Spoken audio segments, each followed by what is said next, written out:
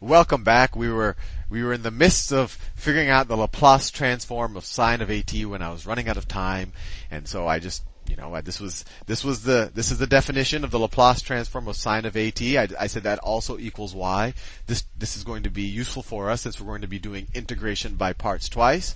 So I did integration by parts once, then I did integration by parts twice. I said, don't worry about the boundaries of the integral right now. Let's just worry about the indefinite integral, and then after we solve for y, let's just say y is the indefinite version of this. Then we can evaluate the boundaries. And we got to this point, and we made the realization after doing two integration by parts and being very careful not to hopefully make any careless mistakes. We realized, wow, this is our original y, right? If I put the boundaries here, that's the same thing as the Laplace transform of sine of at, right? That's our original y. So now, and I'll switch colors just to avoid monotony. This is equal to, actually, this is y. This is equal to y. Right? That was our original definition. So, let's add a squared over sine squared y to both sides of this. So this is equal to y plus, I'm just adding this whole term to both sides of this equation, plus a squared over s squared y is equal to, so this term is now gone, so it's equal to this stuff. And let's see if we can simplify this. So let's see if we can, let's factor out an e to the minus st. Actually, let's factor out a negative e to the minus st. So it's minus e to the minus st times sine of, well, actually, let's factor out it. Well, let me just write 1 over s sine of at minus 1 over s squared cosine of at. I really hope I haven't made any careless mistakes. And so this, we can add the coefficients, so we get 1 plus a squared over s squared times y. But that's the same thing as s squared over s squared plus a squared over s squared. So it's s squared plus a squared over s squared y is equal to e minus e to the minus st times this whole thing, sine of at, minus 1 over s squared cosine of at. And now, this right here, this is, since we're dealing everything with respect to dt, this is just a constant, right? So we could say a constant times the antiderivative is equal to this. This is as good a time as any to evaluate the boundaries, right? If this had a t here, I would have to somehow get them back on the other side, so that, because the t's are involved in evaluating the boundaries, since we're doing our definite integral or our improper integral. So let's evaluate the boundaries now. And we could have kept them along with us the whole time, right? And just factored out this term right here. But anyway, so let's evaluate this from 0 to infinity, and this should simplify things. So the left-hand side of this, the right-hand side of this equation, when I evaluate it at infinity, what is e to the minus infinity? Well, that is 0. We've established that multiple times, and now it approaches 0 from the negative side, but still going to be 0, or it approaches 0. And then that times, well, what's sine of infinity? Well, sine just keeps oscillating, right, between -1 and +1, and so does cosine, right?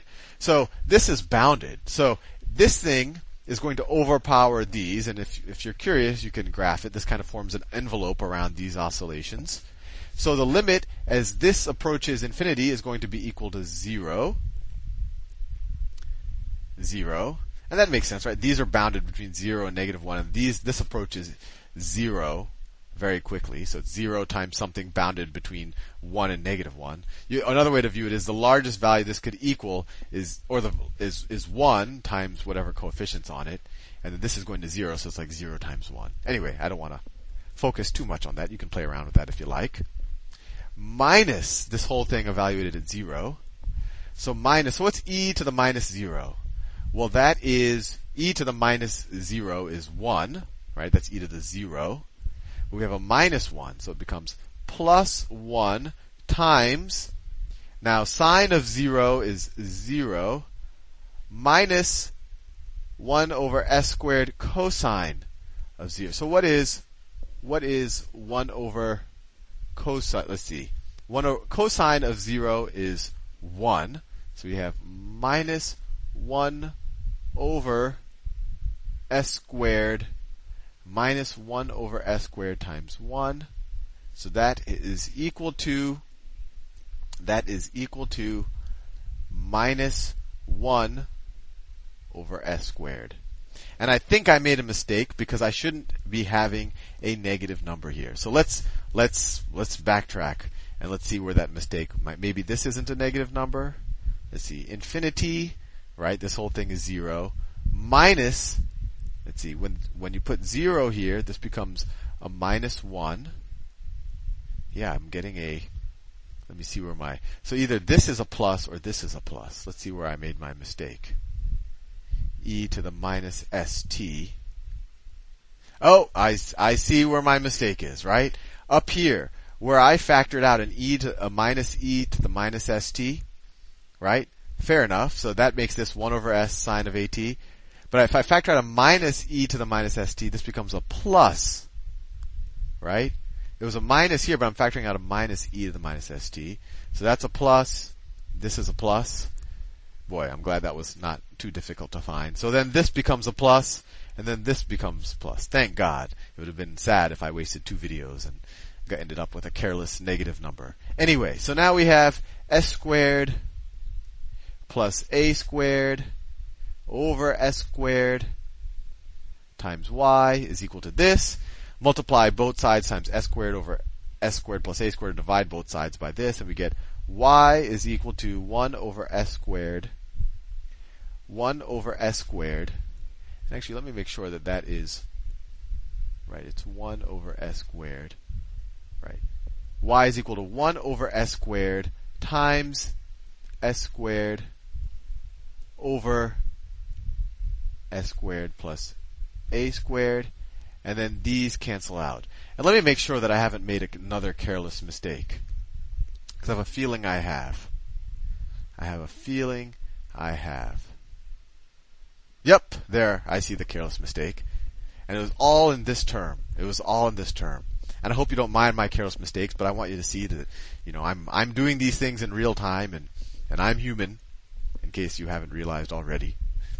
Anyway, so I made the same careless mistake. So I factored e to the minus st here. So it's plus, but it was a over s squared. So this is an a. That's an a. And so this is an a. And so this is an a. And so this is an a. Right? This was an a. And so we're left with, and this is the correct answer, a over s squared plus a squared. So I hope that those careless mistakes didn't throw you off too much. These things happen when you do integration by parts twice with a bunch of variables. But anyway, now we are ready to add a significant entry into our table of Laplace transforms. And that is that the Laplace transform. I added an extra curl there. That was unnecessary. Let me do it again. The Laplace transform of sine of at is equal to a over s squared plus a squared. And that's a significant entry. And maybe a good exercise for you, just to see how fun it is to do these integration by parts problems twice, is to figure out the Laplace transform of cosine of at. And I'll give you a hint, it's s over s squared over s squared plus a squared. And it's nice that there's that symmetry there. Anyway, I'm almost at my time limit, and I'm very tired working on this video, so I'll leave it there, and I'll see you in the next one.